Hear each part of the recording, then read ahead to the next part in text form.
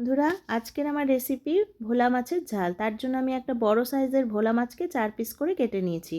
খুব ভালো করে মাছগুলো ধুয়ে আমি লবণ হলুদ মাখিয়ে নেব। তার জন্য আমি লবণ আর হলুদ দিয়ে দিলাম।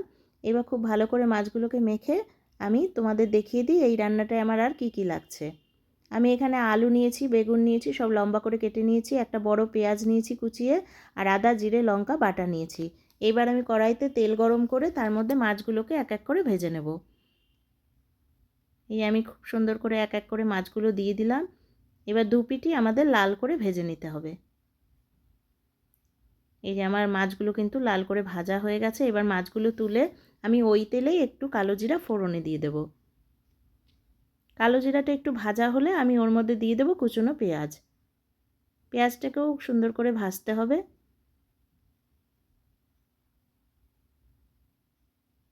পেঁয়াজটা অল্প ভাজা হলে আমি সবজিগুলো এর মধ্যে দেব। এই যে বন্ধুরা, আমার পেঁয়াজটা অল্প ভাজা হয়ে গেছে। এইবার আমি দিয়ে দিলাম আলু বেগুন। এবার সব একসাথে আমি সুন্দর করে এই তেলেই ভেজে নেব। আলু বেগুনগুলো ভাজার জন্য আমি একটু লবণ দেব আর হলুদ দেব। আমি এখানে স্বাদ মতো দিয়েছি, তোমরাও এটা নিজেদের স্বাদ মতোই দেবে। আমি 1 চামচের মতো লবণ দিয়েছি, হাফ চামচের মতো হলুদ দিয়েছি।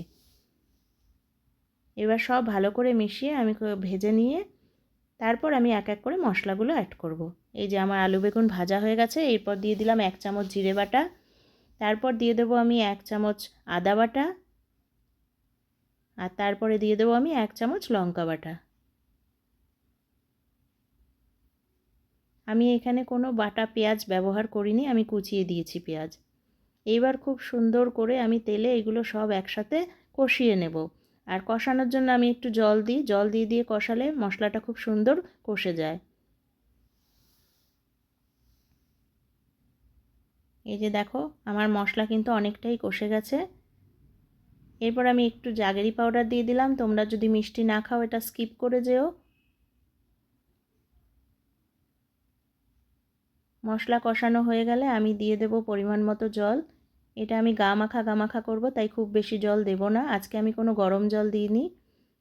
আমি এই যে পরিমাণ মতোই জলটা দিলাম। এইবার মাছগুলোকে ছেড়ে দেব। এই যে মাছগুলো দিয়ে দিয়েছি। এইবার এটা ফুটে উঠলে গা মাখা হলে আমি নামানোর আগে ধনেপাতা দেব। এই যে বন্ধুরা, আমার ঝোলটা কিন্তু অনেকটাই রেডি হয়ে গেছে। এই যে ধনেপাতা আমি দিয়ে দিলাম। এইভাবে তোমরা রান্না করে দেখো একদিন ভোলা মাছের ঝাল, খুব সুন্দর হয় খেতে।